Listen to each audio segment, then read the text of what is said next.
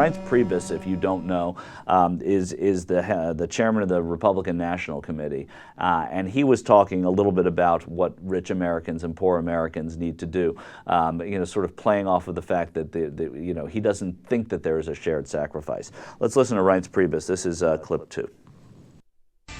Shared sacrifice.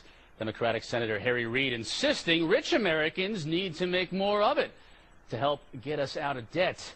But you know what? I got to hand it to the Democrats. They've done a great job of selling this false notion of fair share to the American people, haven't they? Yeah, well, shared sacrifice, higher taxes, it's just another indication again that the folks in Washington and people like Harry Reid, instead of owning up to the responsibility that I think he and others have in D.C.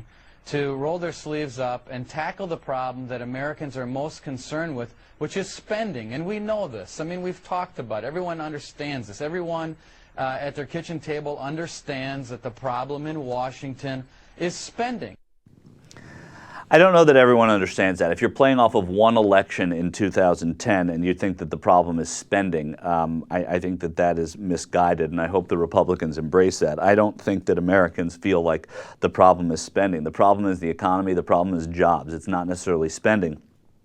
And there's too much data that supports the idea that spending creates those jobs. So I don't know where Reince Priebus gets off talking about this. And the fact that you can see at every turn, from the hierarchy of the Republican Party all the way down to the rank and file, that they are protecting the millionaires and billionaires, and they are a party of a small swath of Americans, and not the working class Americans, and not the poor Americans, and not the middle class Americans, and not even all rich Americans.